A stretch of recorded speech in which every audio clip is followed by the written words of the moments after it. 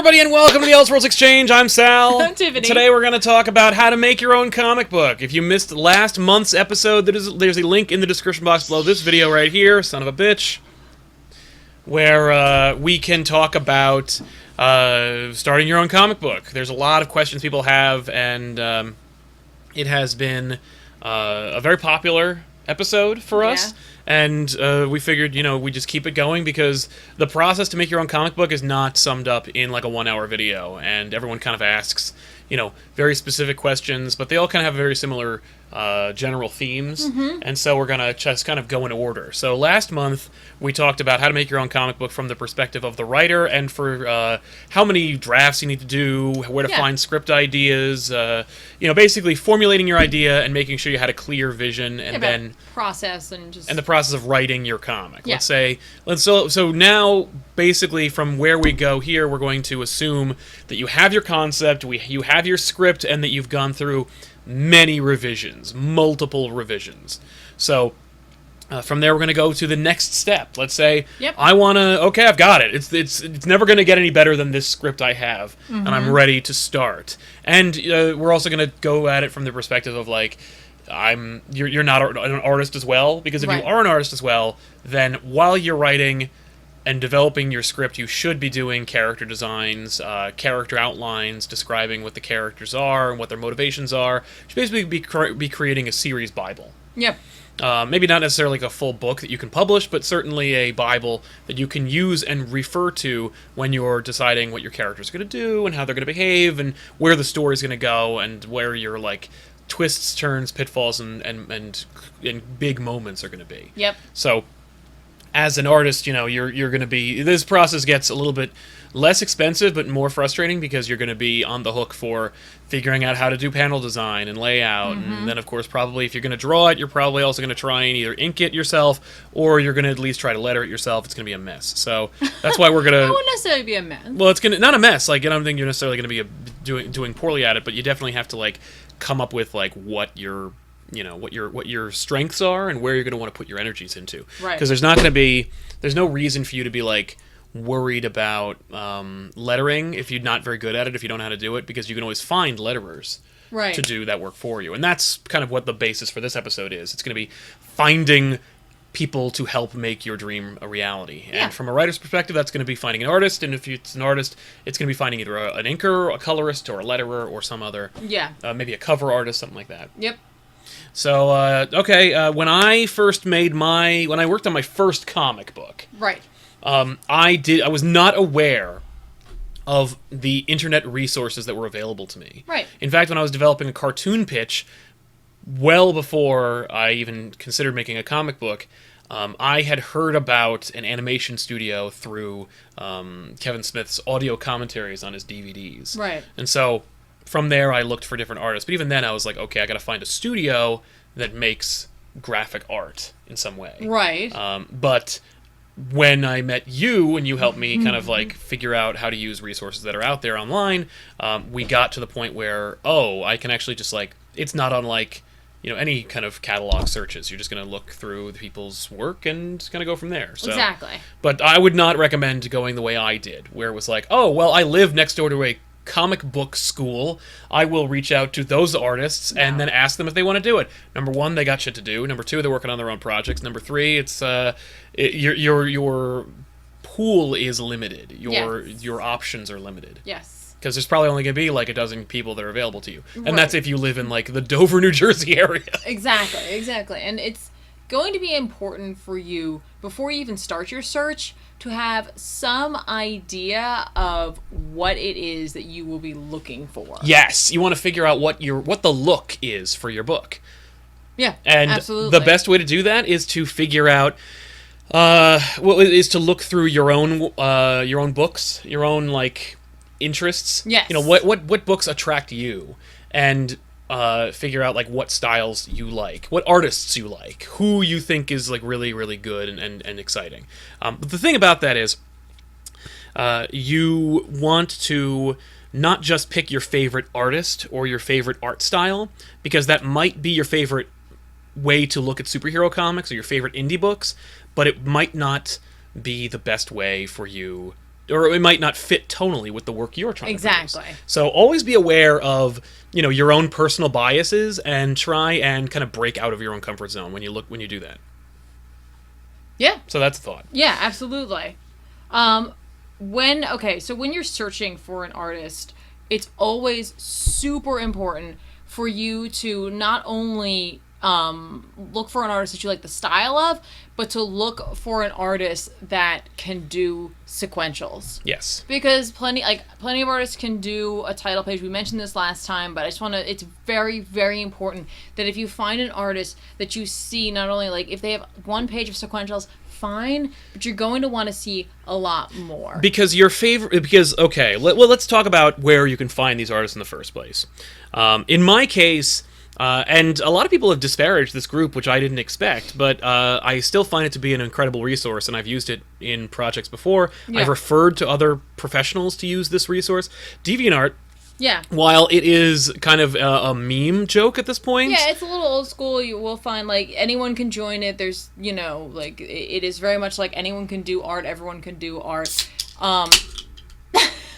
The one reason I like it is for its search function. Mm-hmm. Because you can filter just for sequentials. Now, for places like Tumblr and Instagram, you can technically too, but only if that artist has tagged it. So you might be losing out on individuals who don't know how to tag things appropriately. Yeah, so you're kind of shooting yourself in the foot as far as like looking in a more a larger pool that is subject to their own kind of due diligence, as opposed to just being like, oh, well, I'll just put my book. You know, if you're doing sequentials, you're gonna tag them sequentials, and it's gonna go in a section, and that's why DeviantArt really works. For me, I also used. I found one of my top artists, the guy who actually draws the new Superman book starring Colin Kennan. I found him on a website called Pencil Jack. I don't know if Pencil Jack even exists anymore, right. but I did a big bunch of research on places to find artists, artist communities. Conceptart.org was another place that I looked and found people. So it was a great, the point of it is to kind of find artistic communities and being able to search those communities appropriately. Mm-hmm. So once you've kind of narrowed down what communities kind of speak to your sensibilities, then you can start looking for artists that speak to the tone of the book you're trying to create. Yeah. Yeah. And it's not, I saw somebody say it's kind of hard. It's not that hard because here's the thing. If you just Google like artist communities or comic book art sequentials. In fact, I think there's a subreddit that's like comic book art or comic book artists and stuff. And you can also search there. Yep. So it's just basically any large place where people that are creatively inclined produce art. Yeah. It's probably a good place to look. Absolutely. So then you're okay. Another thing about that is, even if you found an artist that rocks and does like this amazing image of like a character that kind of speaks to your book, just because they can do an amazing cover or a static image or a dynamic pose does not necessarily mean that they can do sequentials, and that's a big deal. Yeah, I mentioned that before. You did, but I'm segueing into like getting into that a little bit more deeply. Yeah. And it's so painful sometimes because you could find someone that fits your style perfectly, but if they can't get themselves into the idea of like drawing the same character over and over again, drawing environments around them, like thinking about panel layout and how it affects the reader and how director it affects the story. And photography, like where the shot is going to be lined up. Yeah. They need to be able to have that kind of already kind of set up. Yes. So from there, so you're searching for sequentials. That's like number one. Number two, find a book find an artist that speaks tonally to the work you're trying to produce. Yeah. And then the next thing is, you want to reach out to them. Yep. Okay, and the way to do that is as professionally as humanly possible. Yes. That doesn't mean to fill your like your message, your email message with like technical legal jargon. No. But being appropriate, being approachable, being friendly, and being honest and forthcoming, without necessarily inundating them with all of the minutia of your project, is paramount to probably getting an affirmative response back. Yeah, absolutely. Absolutely. What you'll want to do is when you reach out to them is just explain the type of project that you are interested in doing. That doesn't mean you have to give them the whole story. Give them the gist of it. Give them the idea of the length of it. You know, just so that they can start to formulate if they have the time for this, if they, you know, how much they are going to charge you for this. Yes. We're going to get to that. Yeah, we're getting to page rates and everything like that. But, like, it'll give them a good idea if this is something that fits into their current schedule. Because a lot of artists do rely on commissions to live, essentially. So their list might be fuller than it seems. And if it's a long, like, let's say you just wanted them to do, like, they're like, I want to do a one-shot. I want it to be a 30-page book.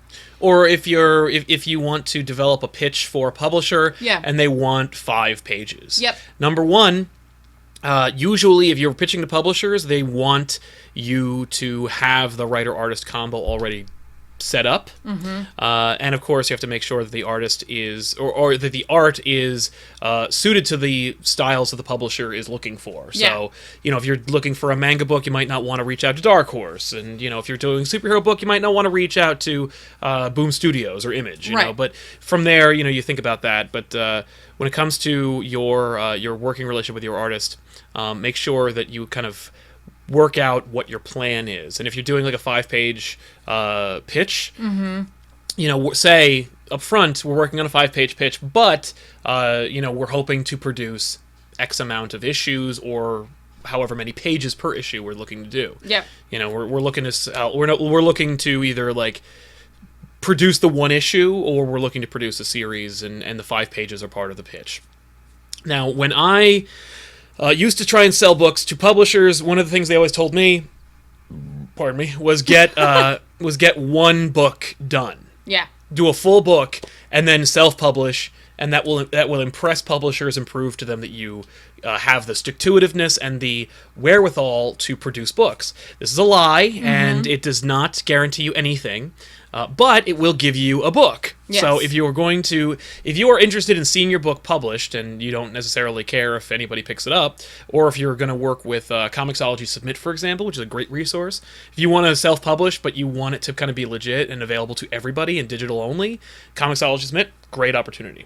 But that's further down the line. Yes. So yeah, it's a lie because it's it's no guarantee whatsoever. And let's say they like your concept, but they don't like the artist, then you just spent all this time and money working on a book that has the wrong artist for them.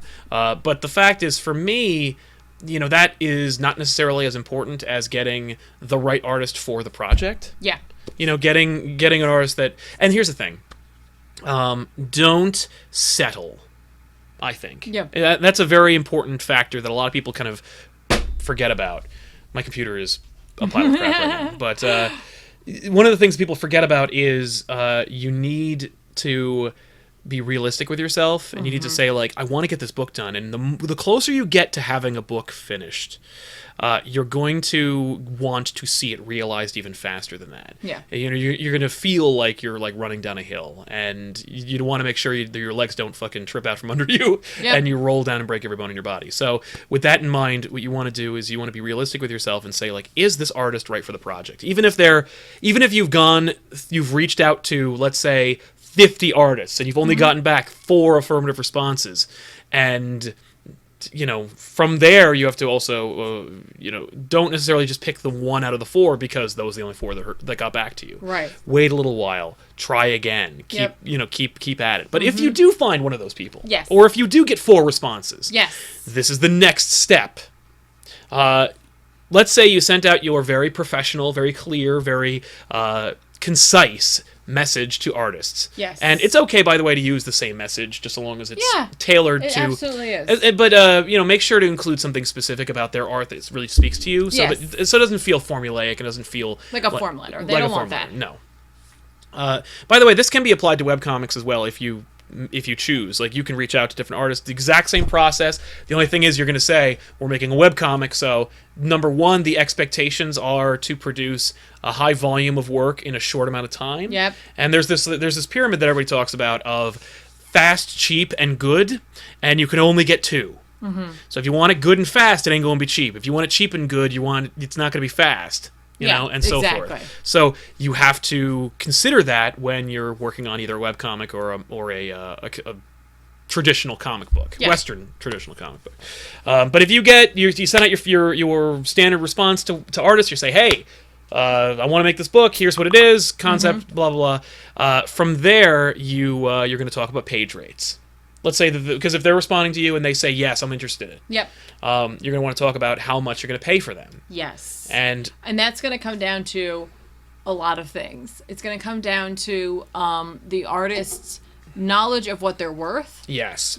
How long the artist has been working as an artist in the industry, essentially. How long they have been doing it. Yeah. If they have done anything of worth or note, you know what I mean, prior to that, they will set a rate that is based on, again, their own set of standards, also industry standards, and there are industry standards out there. Artists who talk about this, they talk about what it is that it's worth.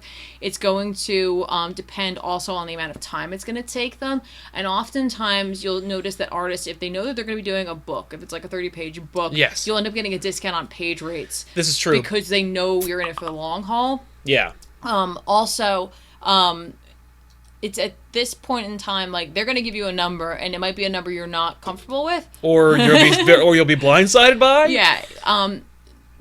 Art is worth more than most people think. A lot of time goes into it. It's also going to factor in on, what is this artist doing for you? Are they doing character development? Yes. Are they doing just page layouts in pencils? Are they also doing their own inks? Yeah. If that's part of it, that's a whole other job. It's a whole other person you would have paid, and if they're doing that, their page rate's going to be that much more. Yes. Do you have a deadline? Is this a rush? If there's something like that involved with it, you're going to end up paying a little bit more. Like, if they have to squeeze this into their schedule, they can do that. Yeah.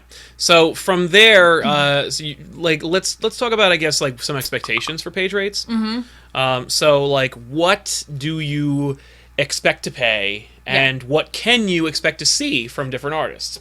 I'd say if it was an artist that has never produced any work before, or is looking to build up a portfolio, you could be looking at anywhere, and it's just pencils only. Yeah. Pencils only, you could be looking anywhere between, I'd say, $35 to $50 to $60 a page. Yeah. And that's a big window. But that's the window that I've encountered personally, and I've worked with probably over 30 different artists. Yeah. So that's like kind of a number that you're thinking about. So then that'll also of course factor into how long your book is, or how many pages you do, or what your whole plan is. Yep. Now, of course, when I was developing books, Kickstarter didn't exist yet. Right. So that could and probably should be a big factor in your project. Is okay, let's say that you're comfortable with a $50 page rate, or, but again, that is someone who doesn't do this normally. Yes. Like, they're someone who's looking to get into this industry. Yes, you should be aware that they're going to be kind of learning along with you. You both are going to be learning about this process from different angles, and so you might be surprised to find that they don't adhere to schedules very great, or they might not be producing work of the caliber you expected from their previous work, and because you don't have any idea how long they spent working on the sequentials that you saw.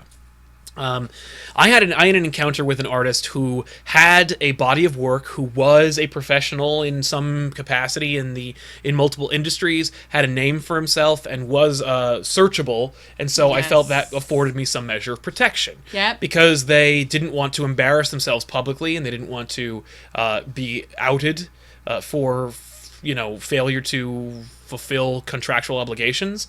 I felt that afforded me some measure of protection, because here's the thing: when you're working with people across the world, you're going to be conversing primarily through Skype or whatever, Google Hangouts or whatever, phone communication method you're doing. Yeah. But it's all going to be digital. It's all going to be email, phone, and Skype. So you're not going to be physically near each other. No. I did a Kickstarter. We got the funds. I then set them on, and by the way, we worked out a schedule. We wanted the book targeted by, let's say if it was June of 2017, I'd want to have it done, hopefully ready by, let's say June 2018. Yeah. That gives them a good solid year for let's say 32-page book. Yep. What we did was, what you should do is you never pay everything up front. Never.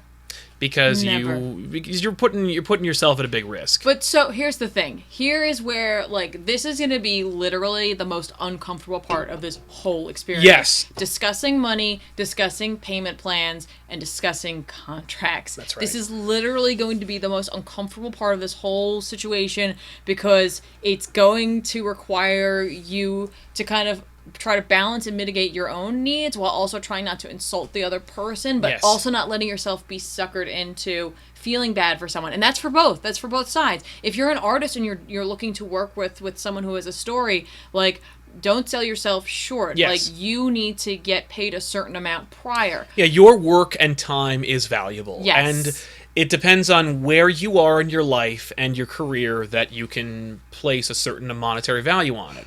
You know, if you're desperate for work, you might be willing to negotiate for a lower rate. Hey, Tim. So, yeah. Yes. And there's many different concepts and ways that people have figured out how to do these types of payments. Sometimes you'll see, like, I know when I've done design stuff, I get a percentage up front for work that I've done, whether that be like if I'm, giving a proposal to someone, you get payment up front for that. That's right. You get a payment at the milestone of 50% through, and then you get the final payment on all product deliverable. That's right. Like that's a payment that's pretty good plan. standard payment plan, but look up options. And by the way, when it comes to contracts, a standard work for hire contract can be found with a very simple Google search. Yep. And it's just a good measure of protection, although you don't need to go crazy, you don't need to call a lawyer. Just finding a simple work for hire contract that details what you're doing, who you're doing it with, how long the project's going to take, and how much it's going to cost. And then you have it signed by you. You usually scan it in, send a PDF over to them, and then they sign it as well, and then you both have copies. Mm-hmm. Notarization, not necessarily important because it's a standard work for hire contract, which is...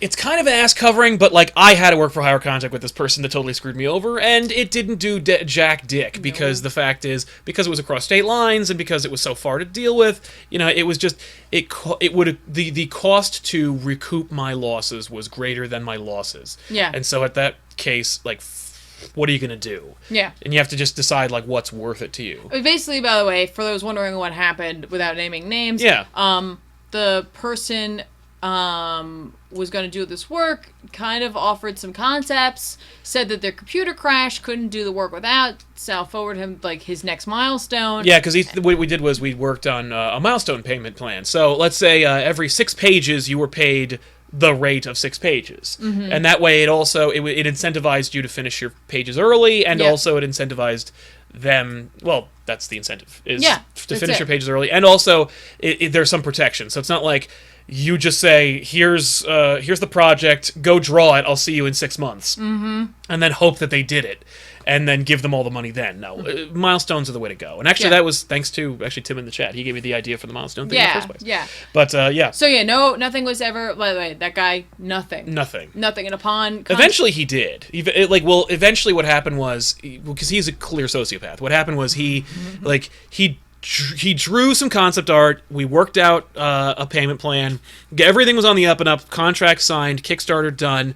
And then the delays came in. And what you do is I would keep contacting him. And, of course, maintaining a good relationship with people is knowing how to kind of like reach out and say, it's taking a long time based on our milestones without being a dick and without like being kind of like overbearing. So sent out gentle reminders, no reply, eventually kind of sent out a little more strong reminders, eventually did get a reply, heard a bunch of excuses. Most of the excuses were like, I can't do the work because my computer broke. Yeah. And I need like the first 3 milestones in order to fix my computer, which sounds really fishy, but because he had a name in the industry, it was not... there was some expectation of legitimacy. Yep. Sent that money, he clearly spent it on something else, or he bought a new computer, who knows? But nobody really knows. But then eventually I threatened legal action, and he sent 3 really rushed, very poorly done pages. Yep. And that was when it was obvious that he was a shyster. Yep. So by the way, no money was ever given back. Nope, never got the money Will back. not speak to Sal any longer. Nope. Pretends like nothing happened. And just on a side note, I did run into him. Yep, at a large convention and out of state. Yep, I sure did, and he shows no remorse. He's just a complete monster. He really was. And I wish Sal had been there, but he wasn't. I was just there. There was nothing I could do other than make him feel really uncomfortable and essentially ruin the rest of his convention. Which was nice. Because he was constantly probably looking to make sure that I wasn't waiting for him. Yeah, exactly. So I thought that was kind of funny. Just nuts. That was all I could do. It's so terrible. And then thankfully we got a better artist, and actually just frankly a better artist and more professional, and he's actually a comic book artist. Yes. Who works for DC, and the other guy is nothing. Yeah. Works for some shitty company, I don't remember. So, all right. So let's say the Savage Zoobs. So yeah. So let's say you do negotiate with an artist. Right, you found your artist, you've written up your work for hire, and by the way, what you do is when you get your work for hire, you custom it, you send it over, you say, is this okay with you? Yeah. You know, and if they have any specific details, you just you work out the details. But I was going to say, before you even get to that point, what I'm going to suggest you do, and we have done this, and literally, I was so glad we did this, offer to pay them, a portion of their page rate to see a couple of sample pages. Yes. And by that, it could be one sample page. Or it could be, and it could be breakdowns. It doesn't have to be full finished pages. No, they could be... but just an idea. And we did end up actually paying someone for one page just to see, because they showed us some thumbnails that looked great. The actual pages were someone else else had done. It's like someone else had done. It was night and day, and that's fine. Look, I've done work where I'm just this looks great in the thumbnail, and then when it gets bigger, I'm like, what happened? Yeah, what happened there? I don't know what happened there. So I would definitely request a sample page, because you're going to want to see how they play in the sandbox with your characters. And pick a cool page. Pick a page that has a range of images. Yeah. Don't pick a page where it's two characters talking in a room. Yeah. Because there's less work there. Exactly. And I would for that page, since it's kind of a trial, you don't want to undersell them, you want them to put some effort into it. I would suggest offering them anywhere between 60 to 100% of their typical page rate for that. For the sample. Yes. Because it's something where it's just you can be I agree to do this. It's almost like a little commission, and then it's upon your approval, then you guys could go forward. You know what I mean? But you're gonna find out if you guys work well together, because that working relationship is going to be very, very important. If they understand what it is you're telling them to do, if they are willing to come and ask you questions if they're not sure, if they understand what's going on in your mind and get it on the page, or can improve on that, and if they can actually give you panels that look good on the page, or they can just prove themselves essentially as a great panel layout, because that's important. Panel layouts are very important. So I would definitely recommend that. Get that done. And make sure they get it. Don't be you don't have to hide behind that. Just be before we go any further with this, I like your page rate, I like your work, I would love to commission you to do a page, one of my pages, just to see how we work together, just to see what it's going to look like. Just be open with them. Yeah, because then you could also develop, you could send over the script, and they could say and then that also speaks to how well you work together as far as how they interpret your writing, and how you can adapt your writing to fit their style. You could sign an agreement for that if but you wanted to. You know what else helps? You don't have to. Usually what they'll do is they'll throw a watermark over it. Yeah, tell them to feel free to do that. You could easily do something where you pay them let's say their page rate was $80, right? And let's say you agree that it'll be 60 for this trial, essentially, right? You give them 30 up front and the other 30 when they get there. Yes. So if they don't give you anything, unfortunately, you've lost $30, but you only lost $30, and you learned a lesson about the artist. That's right. Yeah, and then you just put them on your list of people you don't trust and don't recommend. Exactly. By the way, that one example we used that was a negative experience, that was the only negative experience. It was. We've had plenty of other really great experiences. We've had experiences where we haven't gone with the artist because they weren't suited to the style. Didn't work, But it's been an amiable experience. No one felt screwed. Yeah, Exactly. Usually because everybody got paid. Yeah. People were paid for their time. Exactly. No one's time was wasted. Yeah, if you look, here's the thing, you're both artists in this sense. Like, you're a writer, you're a creator, you're a creative in general, you're an artist. And they, you know, like through like pencils, digital, whatever it is, they too are an artist. And if you respect each other on that level, like the process is going to go so much more smoothly. It's true. Especially if you recognize the fact that you're going to have to pay them for the sample. Yeah. Too many times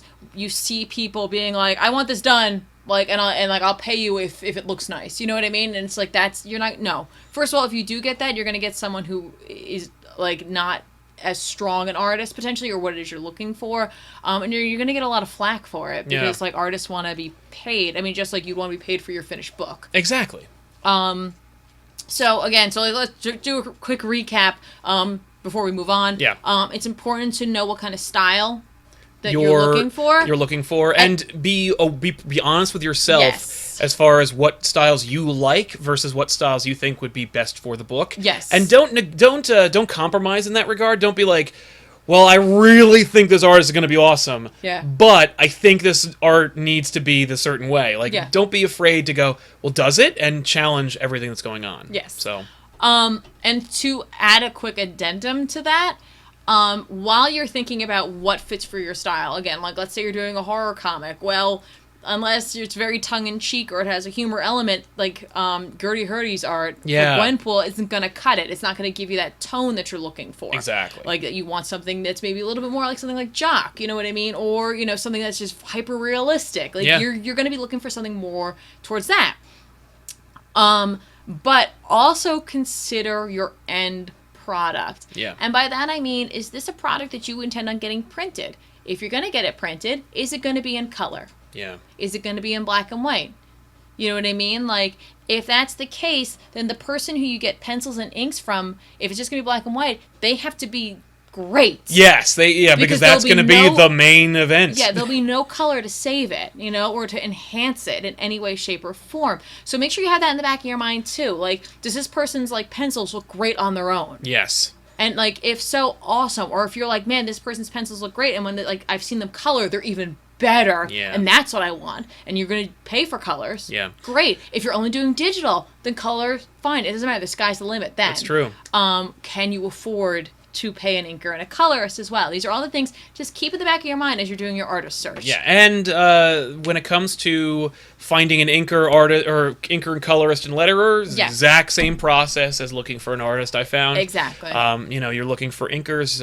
You reach out to them, and then you get a sample and so forth. Letterer, that you probably don't need as many samples because you can just see what they've done. What's kind of fun with the inker too is if you have the sample from the artist that you have chosen, you can send them that. Yes. And let them ink that. That's the way to go. Because then you can see how their inks will play with your penciler. Yeah. Like, do they enhance them? Do they ruin them? Because I've seen plenty of great pencils destroyed by an inker who just didn't get it. Yes. And that's fine. Like, some inkers are better at certain, you know, types of pencils as opposed to others. So, you know, I would just keep using those samples as you go. Yes. And just on a personal note, this isn't a rule of thumb, certainly, by any means. I found that if you're looking for your book to strike with people, color's always better. Yeah. No, it is. It's absolutely true. I hate to say it because, like, there's a lot of great black and white books. No, there are. And here's what's funny is, like, you know, I've seen Image do those, the large format books where it's, like, the first issue of a book and it's just the inks. Yeah. And they're spectacular. Yes. And that's fine, too. Like, but there's something about that because it's, like, taking away, like, a layer. It's, like, peeling something back to see, like, the heart of it. But you have to have an incredibly strong inker to make that really work. And you know what? Here's the thing. If you don't have it in your budget for color, that's okay. Mm-hmm. You can always do these things in stages. You could get the book penciled, and then you could, like, maybe you need a year to make the next amount of money for the inking. Then you get the book inked. Yeah. And then you can decide, you know, you could try shopping it around at that point to see how people feel about it. And if they're not, like, if people aren't feeling it, they really want to see it in color, well, that gives you some time to save up for that as well. Like, you don't have to do this all at once. No. But if you want to get it all at once, then you need to get your budget in order and find out how much it's going to cost. Yep. And So when it comes to Kickstarter and stuff, you're going to want to have your people, your creatives lined up. And by the way, somebody asked about credit. Always credit your artist and always credit the people involved. Yeah, absolutely. Especially Absolutely. if you're publishing / producing your own book. Yes. Then do it right. And I say do it right by you know who doesn't get a lot of credit? The inker and the colorists and the letterer. So give them their credit. And it doesn't have to be. You don't have to load your cover up with names. Just do it, like, look, and that's something where you just follow, like, a lot of the industry standard. Just do it where you like, it's just the last names. Yeah. You know, just go with that. Yep. You know, it looks very professional. Yes. Your artist will appreciate it. Yep. And if your artist appreciate it, it's something that you're trying to get exposure for. Mm-hmm. More than likely, they're going to feel a sense of pride because you made sure that they knew they were involved with it. They were a part of this process. Yeah. So they're going to share it with their communities as well. Yes. I would say cover art, by the way, is probably one of the last steps. Mm-hmm. But yeah. But as far as that's concerned, my rule would be have the interior artist do the cover art. You can. I've had it both ways. Well, here's the thing, and that's where it comes down to: is your interior artist strong at a splash page? Because that's essentially what the cover is. And if that's not their strength, you may want to find someone else whose style is similar enough that it doesn't works. Seem weird. Yeah, exactly, exactly. But yeah, so from there, let's say you've lined up your artist and you've worked out a great arrangement. Yep. And I assume, and we're going to assume that you're not independently wealthy enough to be able to pay him or her everything. Right.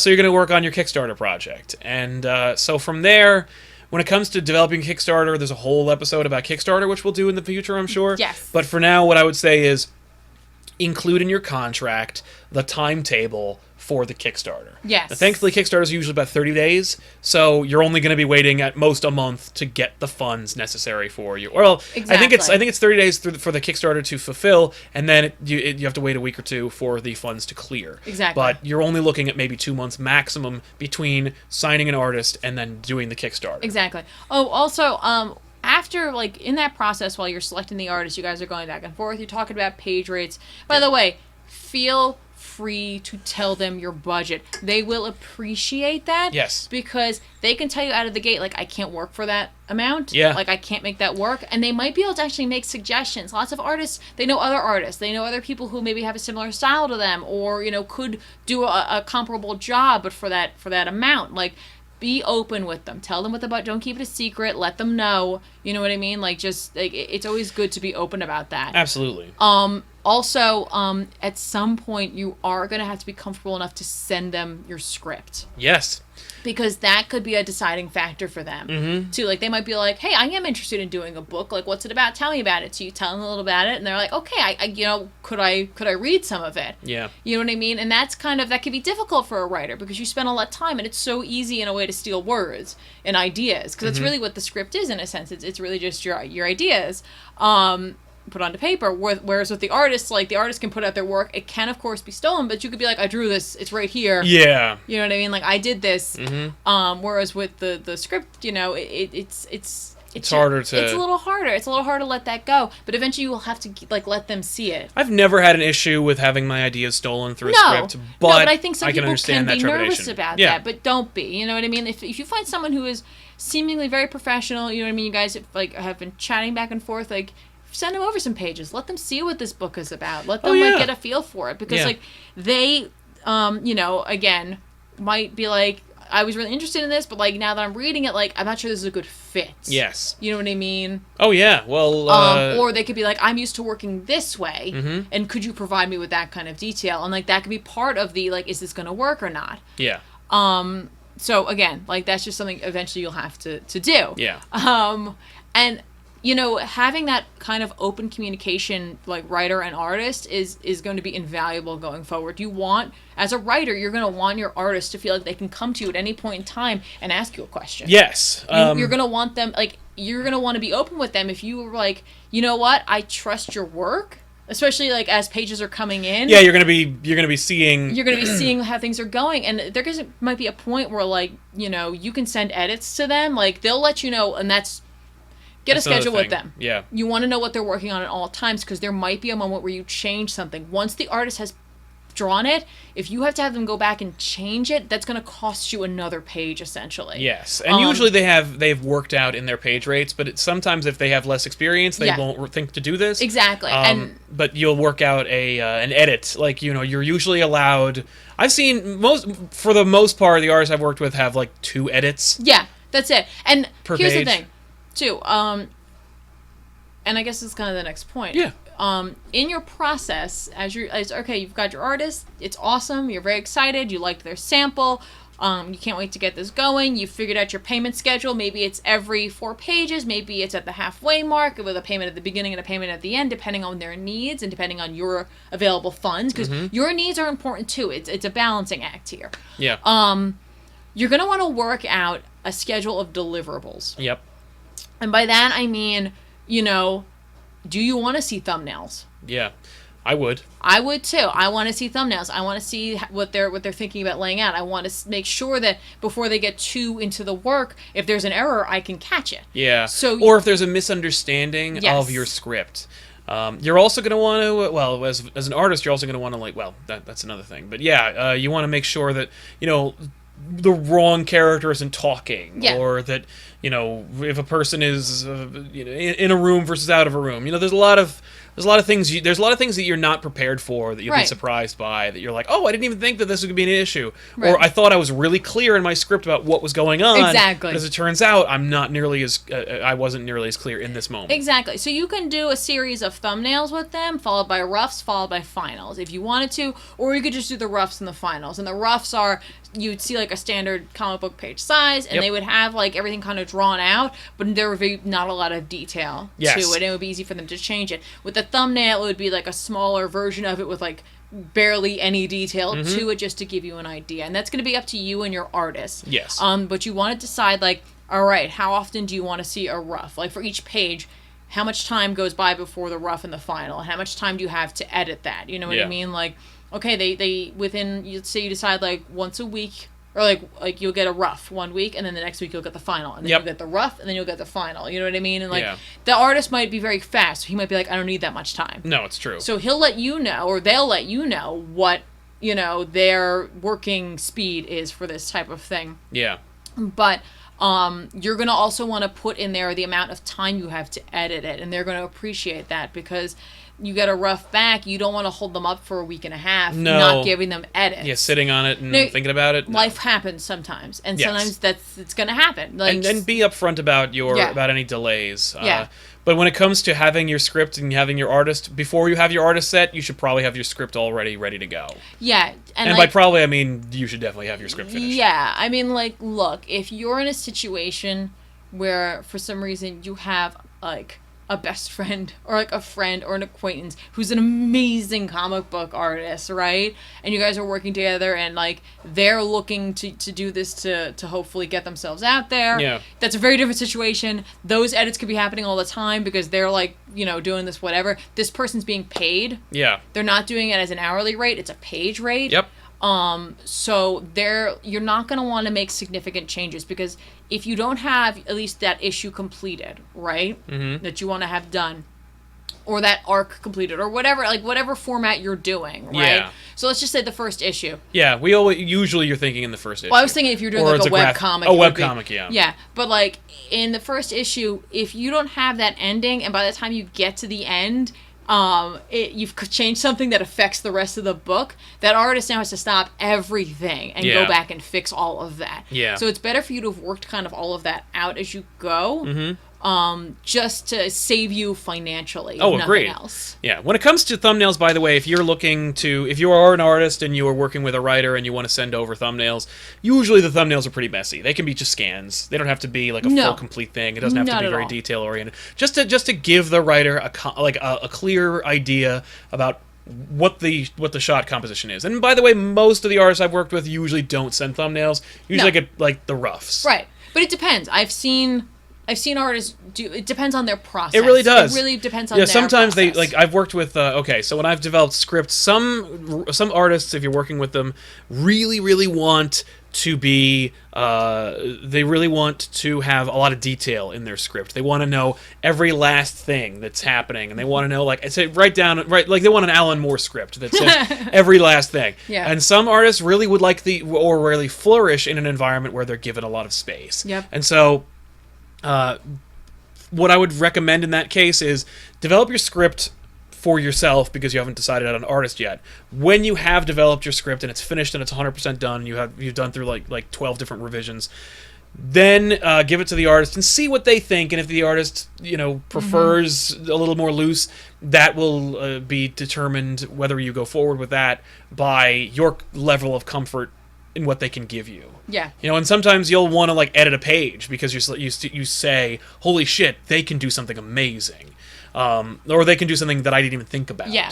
And don't be afraid, by the way, to get notes from your artist about what you want to get, or what you want to see. In terms of copyrighted items. Yes. Okay. So let's say you're just doing something for fun, just for you. Yep. It doesn't matter. Doesn't matter. No one's going to argue with it. Literally, if you were doing something as a gift for friends or something like that, you're like, I'm going to put together a book of like our adventures, but like where whatever.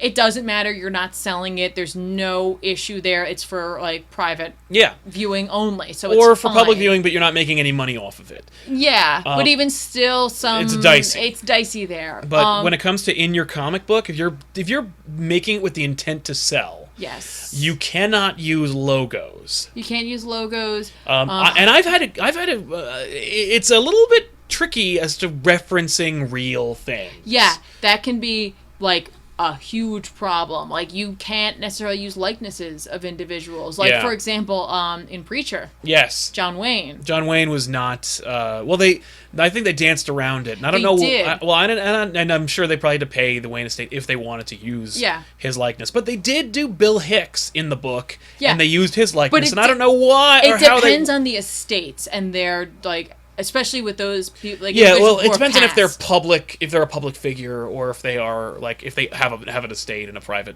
Exactly. But just in general, in terms of copyrighted items, and not even copyrighting your work, we'll get to that point. It's like in the future. But for copyrighted items, stay away from logos, stay away from likenesses, stay away from even like unless you're parodying something. Parody opens up a whole different aspect of the law. It's how Weird Al can do what Weird Al does. Yes, but he's also not like a graphic artist, and so it's a totally different world. I mean, look at what you do is you look at your peers. Marvel doesn't use logos and major companies. Like, I noticed that like in Times Square, if there's like a Sony thing, it says Stony or it says like Sorny. Yeah, exactly. They use loopholes to get around it. Yeah, and that's acceptable. That's totally fine. I know. I had a weird situation where when I was writing Garth Kirby, there's a line where they say, "How'd you know all this and about me?" And the character replies like, "I Googled you." Yeah. And I had a lot of like frustration with whether or not I could use that term. Mm-hmm. And I did a lot of research and I found nothing. And so I wound up going with it. I was like, you know what? Google is a company. Yep. But I'm using it as a verb. Yep. And it's in the vernacular. So I think I'm safe. Yes. But I did not go through a copyright lawyer to use that. Yeah. And so that's a question. There's some things that you're going to just have to make your best guess on. Yeah. But for the most part, like, you can't put Superman. Yeah, you can't put his S unless you make a parody of it. Yeah. No, but if you're doing a parody, that's a totally different thing. Different, very different. Especially if it's a clear parody. Yes, and if you're going to do parody, make it as clear as possible. Yeah, like if you're doing a superhero tick type book, then the sky's the limit as far as like fudging it. But you have to be very careful about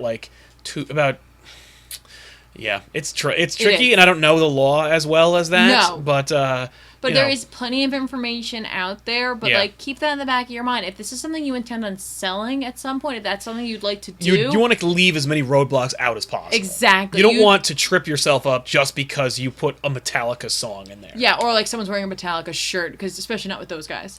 Yeah, especially those guys. But like but they're a good benchmark for like, oh, we probably should avoid it. Yes. Plus, like it's tough. What about song quotes? That's a great question. Like when I was in elementary school, we had an author come in. I don't remember the author. I don't remember the book. I don't remember anything about it. All I know is that they told us that they had a character singing a theme song or like whatever for like a restaurant or something like that, like something from TV essentially, right? Yeah. And they had to get the rights to publish that, and they had, I think, available to them either for a very low sum or none the first like 5 words. Right. So what they had to do was have the character whistle the rest of it. That's fair. Because they couldn't afford it. Yes, and they've done that. You can see that actually in comics where they'll only use a certain amount of things. Like I remember Peter Parker singing Bohemian Rhapsody, and he only sings like a few lines of it. So like definitely look that up. Look up like what's fair use. Yes. Those are fair use, Creative Commons terms you're going to need to know. We'll talk more about that when we get into that whole section. Yep. But I definitely want to talk about lettering. Yeah. Because lettering is always the unsung hero. I mean, people say inking is, but like I think the inker and colors get way more credit than the letterer. The letterer is going to be a vital part of your book. It really, you could have the best artist and the best inker and really dynamic colors, and if there is really shitty lettering, it will destroy you'll lose all credibility. Yeah, here's the thing. It's like in your head, you're going to have that moment where you're like, I could just letter this myself. Right, I can letter it myself. I know how to use Photoshop. Trust me, letterers get paid for a reason. They know how the brain goes through. A good letterer knows how your mind will read a panel. Yes. They know how to create a conversation. They know how to hopefully like let you know there's too much dialogue here. Yeah. I can't fit this all in here. They'll also know what fonts to use, because fonts are going to be very important to this. Readable fonts are going to be very important. Fonts that you have licenses for are going to be very important. You don't want stuff like that. When you're looking to create a logo for this, don't use a font that you don't have a license for. Don't do it. It's not going to be worth it. If someone catches you, it's not going to be worth it. Yeah. You know, like, so... like a letterer is important. That's one of those where it's gonna be a little more difficult to get like a sample for. Because but you know what you do usually if they have examples, then that's a good way to tell how exactly. And you know you're gonna have to consider too, like, do you have a lot of onomatopoeia? Are you looking for a letterer who's gonna think outside the box? Because I've seen books where like in Doom Patrol, like issue 3. The artist and letterer came together and they used actual comic covers to tell part of the story, and that's part of the lettering essentially, right? Like, is that something you're gonna want to happen? Do you want a letterer who can do that, or do you want a very like, you know, buy the books, here are the panels, here's the lettering, like here are the bubbles, conversation, you know, that kind of thing. Yes, you do have to get permission for certain fonts. There are licensing out there. There's plenty of resources where you can get free ones, legally free ones. One of my favorite is Font Squirrel. Okay. All the fonts on there are under Creative Commons, so you can just use them. You can just use them, and you can use them to make money off of them too. Yeah. As long as you don't bundle them and try to resell them, you're fine. There's also Font Bundle. Yep. They give away free fonts. Yeah. And like you just look at the licensing. Is it like a premium license? That means that you can use it to make money. You can use that to put on a T-shirt and sell. Yeah. Helvetica, you have to pay for it. You it's not yours. To pay for those licenses. Yeah. But I wouldn't get hung up on that. No, don't get hung up on that. It's just those kinds of things that it's like, it's these little things, you know, like, especially if you're looking to come up with a logo, especially if it's something that like you want to be able to put on a T-shirt, you know. The font is a little iffy because people can put up things there that may not be usable license-wise. Right, they just put it up. Yeah, the other places that I referenced, they cultivate these on purpose. There's also places you get some really great deals on things. Like, I literally, from Font Bundle, they were doing an auction, and I got a package of fonts. Had I bought them individually without any sale, would have cost me over $350, and I got it for $15. Nice. But that's more or less it for the graphic artist. You know what I mean? Thinking about that. Yeah. So, I mean, these are the kinds of things that you have to consider. I mean, like, especially if you're choosing to develop your own comic book. It's one of those things where they say, like, if it was easy, everyone would do it. Like, everybody would have their own comic book if they didn't consider all these different steps. And these are things that, like, that I wish I had known when I first started, but if I didn't, I wouldn't have learned all these things, so it's kind of a catch-22 in that case. But you need to know, you need to just be aware of the things that you're going to be encountering so that you're not discouraged halfway through and you didn't waste a whole bunch of money. Yeah. There's something we didn't really talk about, which I feel like we should, because we went right into the sequentials. Yeah.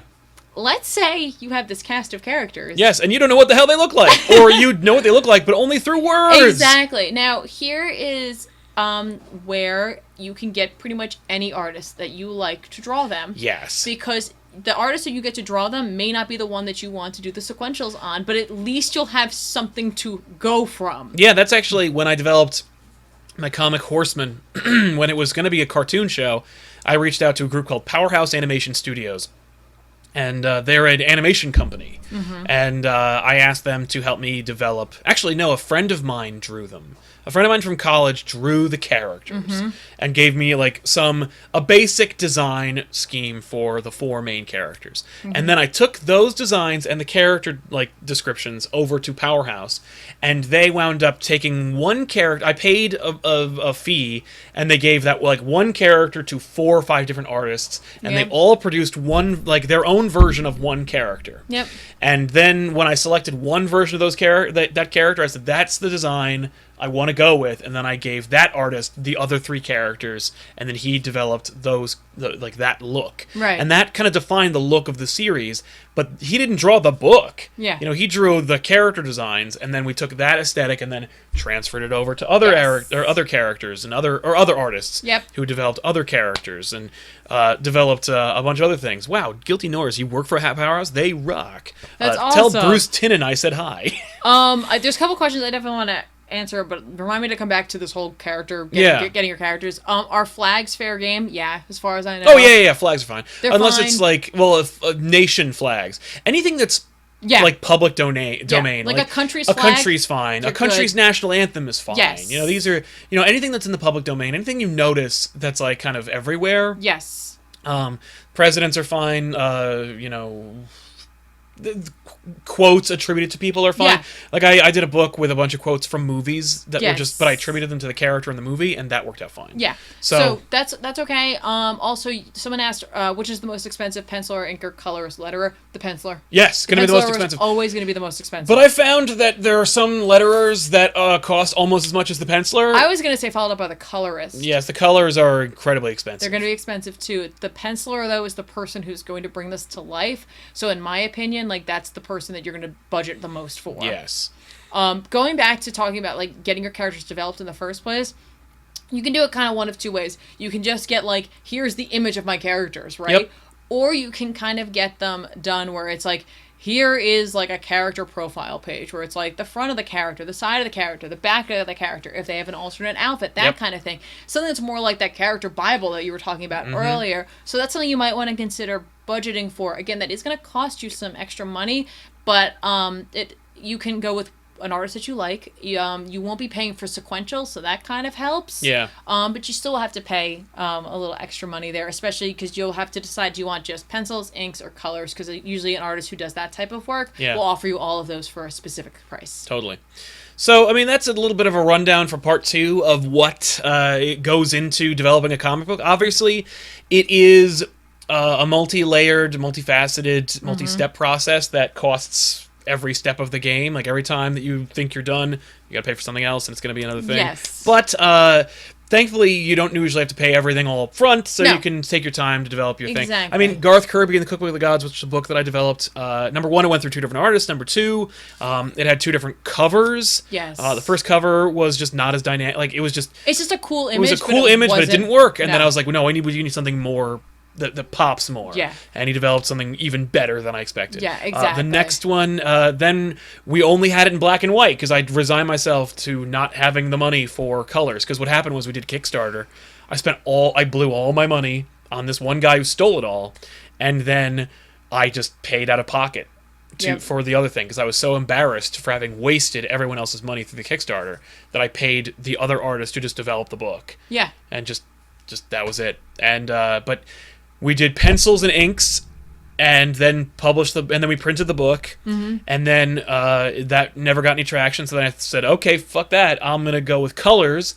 But that was like a year or so later. Exactly. And still had the high res images, still had the inks. So just sent it over to the colorist, and eventually that got done. And and it looks even better. So I mean, exactly, and that's gonna be part of it too. Like might be part of your contract with them, with your schedule with your artist. Is you will get low res like previews of things, and then Mhm. you'll get your high res finals of That's them. right. You want to make sure you'll use something like either Google Drive, Dropbox, something like that, just because these files are going to be huge. Yeah. When they send them over, which is what you want. You them want to be huge big. files because you want them because they're going to be printed on paper, hopefully. Exactly. Or And- at the very least, they're going to be guided view on Comixology. Exactly. So you're going to want that. Also, hey, just don't feel bad. Do it in a nice way, but don't feel bad. Like, if there's something in a page that you get back, a rough that you don't like, it's okay to tell them. Yes. Do it in a productive manner. Yeah, just say like, oh, like this looks really great. I love like how you did this, this, and this. But I'm thinking of this as in more of a style of this, or I'm thinking that this would be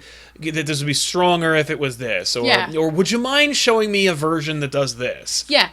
Feel free. Most artists, like, they'll initially be like, oh, like, it's going to be like that pang. First, but oh, that's what they're going to go through that. But they're going to appreciate you coming back to them with a suggestion, or, like, having, like, a reason why it's not working for you. And as long as you're not a big jerk about it. Yeah, exactly. Just try to be as cool as possible, Yeah. and especially, like, if you develop a good relationship early on. But you're going to want to get what you're paying for. Like, you're paying this person, they're a professional, they're going to want you to treat them like a professional, and they're going to treat you like a professional as well. So, and that's what they would do. Yeah. Should a lawyer develop your contracts? I mean, like, it wouldn't hurt to have them looked over, but a standard work for hire contract will be 1 page. Yeah.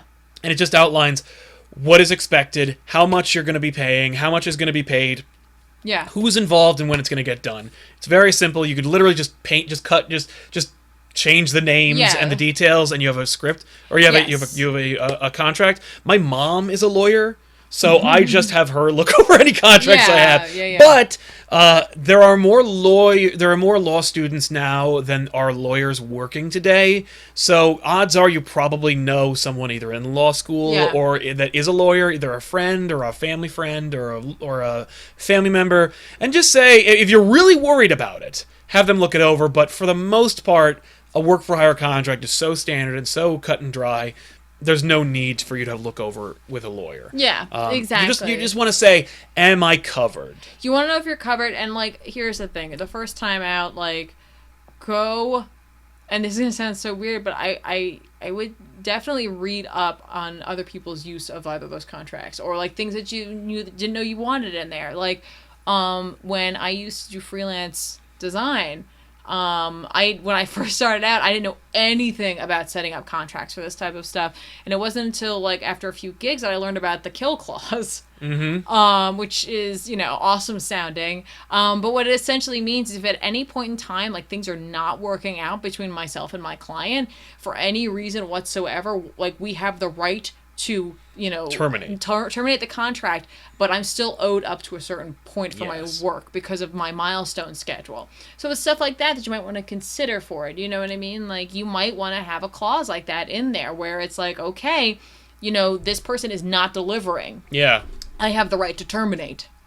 That's right. So, yeah. But these are all things that you'll learn in your process, and just do as much research as possible. I mean, like, you could also always just, like, go to your favorite social media group and ask people what their experience was. Yep. And it doesn't hurt, by the way, in this era of instant communication, reach out to your favorite creators and ask them some questions. Don't inundate them and bother them constantly, but, like, if you have a very, very pressing question and no one's been able to give you a clear answer, just ask them. Yep. And, especially if you're on Twitter or whatever, they usually get back to you, or if they don't, somebody else will. Yeah, and just understand, look, when it comes to contracts, like, the contract is to protect you and it's to protect the artist. The artist will have something that they'll have to say about that. Yep. If they instead say, like, look, this is my standard contract, if they offer it to you, read it. Yes. Tell them if something's not right in that. Tell them there's something that you don't understand. Like, make sure that it works for you as well. Yeah, always, just go through it. Don't be afraid. Don't be afraid to tell them that, like, this part doesn't work for me. Can we change this? Cool. Yeah. So there you have it, everybody. That was the show, and thanks a lot for watching, everybody. And we'll see you guys next time. Of course, this is a show that we do every month. Elseworlds Exchange comes out every week, every what is it, Wednesday? Yeah, it is Wednesday. So if you left. So we'll see you guys next week with another episode that is not related to making comics, but next month we'll come back and do it. Exactly, and I think Joel's back next month. I think he is. If he's not, then it'll definitely be Jason Inman, because actually Jason was supposed to be coming on this episode, but he was busy. Oh, right. Well, then probably be Jason. Never mind. Well, who knows? I lied. But we'll see. But, hey, stay tuned on this channel in the next hour or so for another episode of Back Issues. Very special. That's right. It's a huge crossover episode. You're gonna love it. I like that you call it a crossover. I wanted him to call it a reboot. It is a reboot. Yeah, this is the show from now on. So get used to it. But thank you guys so much, and of course we'll see you guys there. Is there anything new coming out that we should be aware of? Oh, check out Tiffany's video on DC Fans. She reviewed Doom Patrol #4 and gives a quick summary of what's been happening in the Young Animal DC publishing line for Doom Patrol, from 1 to 4. Yeah. So check it out. Go over there. It's the DC Fans channel. Yep, it's great. Just go to DC Fans. Check it out. Give me some love. Yeah, we show them that this is worth it. And we'll see you guys next time with another episode of Elseworlds Exchange. I am Sal. And I'm Tiffany. So long, everybody. Bye. That you guys wanted to ask some random questions and stuff. I'm going to give you 10 minutes, and we'll just do a quick Q&A. So, related to this topic, if you have any questions about your process, your project that you're developing, figured I'd ask, or I'd address that, because we did it last time. And that made sense. So. Oh, are you still talking to me? Should I still be here? No, I just mentioned it to you. I'm just saying, I'm just letting you confirm. Yeah, we're still doing this. Cool. But yeah. So if you have any questions about the project that you're working on or that you plan on working on, feel free to ask. And of course, I'll give you another 5-10 minutes, just in general. We'll talk about that. Favorite artist to work with? For me, it's like almost every the last one I worked with. But that's a good question. I don't know. Every artist that I've worked with who didn't totally F me has been a joy and a pleasure, and has been really fun to work with. So that's been awesome. And so I don't know. That's a good question. I've loved working with all of them, and for one reason or another. What was the name of the other comic? Oh, Horseman. I did a comic called Horseman, the Four Jackasses of the Apocalypse. Doesn't exist anymore, but and that's just because I got tired of working on it. I'd worked on it for almost 10 years, and I was like, that's enough.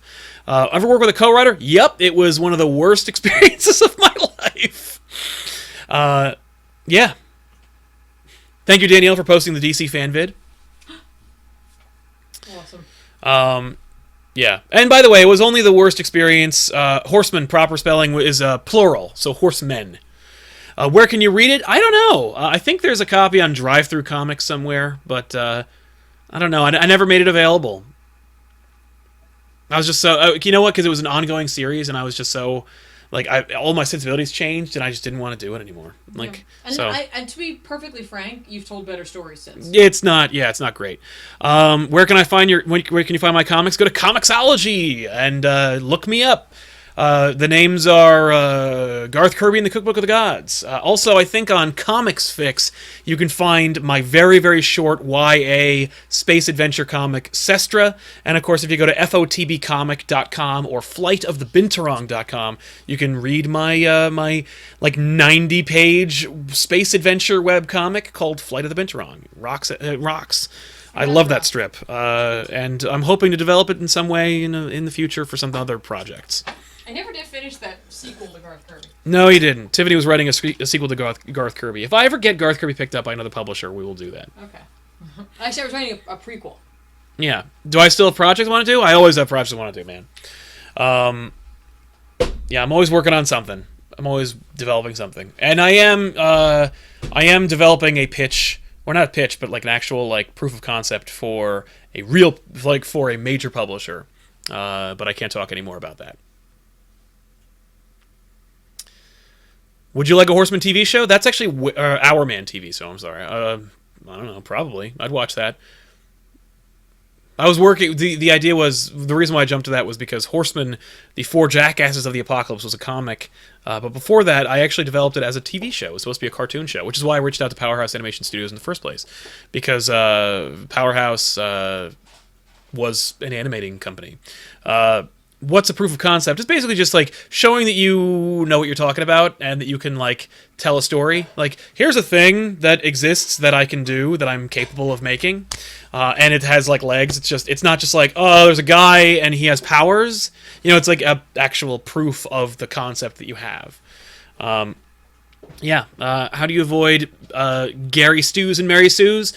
You put them up against the Bechdel test, and you just try to write the most like a real person, and don't be caught up in what they can do versus who they are. Also, just write it. Yeah, just write it, like, and even then if they are. Yeah, even if they are, then you'll get it out of your system. Get it out of your system. Don't, because like if you start second guessing all that stuff, you'll never get any traction. Yeah. So just write it, learn from that. Yeah. Take some qualities that you like. Yeah. And then get rid of a bunch of the other stuff. Like give them a problem. Like if here's the truest like question. Yeah.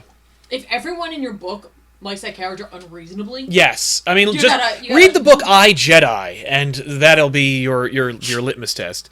Somebody asked an interesting question. They want to write a miniseries based on a character that's been introduced for about 50 that hasn't been used in 50 years.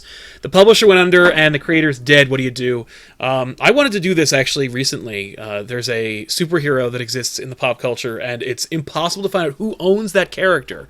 And the trick is just to do research. The internet is a vast, wide place with a lot of people on it, and at the very least, you can hopefully find like a next of kin for the creator.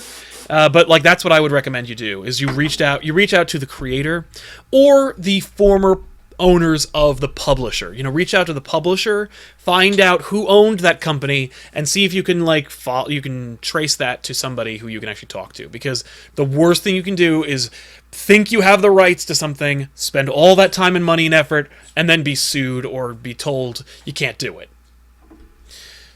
If you could write a DC Marvel character one shot, I don't know. That's a good question. I mean, I guess I go full and go with Spider-Man, just to be like, I wrote Spider-Man once, because there's no way that Dan Slott is gonna stop writing Spider-Man until he dies. So like, there's never going to be an opportunity for me to do that. How do you copyright a character? Great question. Unfortunately, the answer's long, so just Google it because the answers are there. Don't put it in the mail and mail it to yourself, because that is not a way to copyright anything. But you should do. There's a form you got to fill out. I've copyrighted logos and characters and stories and books, and just go to go to Library of Congress, loc.gov, and go from there. What's the best to start a universe? The non-powered hero or super-powered universe or character? I don't know. Go with a character without any powers and see how far they get. I was gonna say explore both ideas and see which story you find more interesting. Yeah. I should do that Scorpion story. Unfortunately, Scorpion's in a weird place. So Spider-Man. Like, the thing is, I couldn't even do a Spider-Man story because I don't have any interest in where that character is right now, so I would not want to tell a story about where he is right now. Yeah. Writing a comic is harder, I think, than writing a novel. But they both have their own pros and cons, so I can understand your frustration and trepidation with transferring novel to comic. I would love to write a Terminator script. I have one. It's ready to go. I will do it in a second. Sorry, I just got a weird message from my phone company. What? Oh, okay. It's nothing. I got a text on my phone that was like, you need to do something. I was like, no.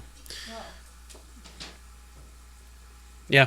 Well, anyway, so that's good enough. Thanks a lot for hanging out with me, guys. It's great questions, and of course, a really terrific topic. Thank you, Tiffany, for being on the show. What's your favorite kind of character to write? I don't know. I've never really written a superhero before. That's the funny thing. I've written several comics. I've never written a superhero yet. Yeah. I'm 16, and over the last 2 to 3 years, I've written my own superhero universe, and I'm only now at the first crossover of these characters. The art's crap, and okay, that wasn't a question. Sorry.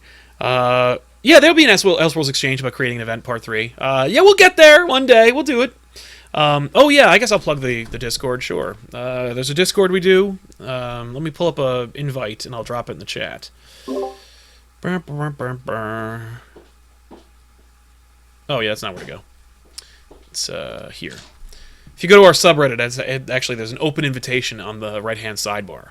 Last question, what's tonight's back issues? Well, based on the fact that we lost our episode of Onslaught with the guys, we tried to recoup it by doing a little something different. So you'll be very excited and surprised by what we did. Hopefully you'll be pleasantly surprised. But yeah, thanks a lot for hanging out, guys. We'll see you guys next time with another episode of Elseworlds Exchange. And yeah, thanks a lot for watching. Stay tuned for back issues. So long, gang.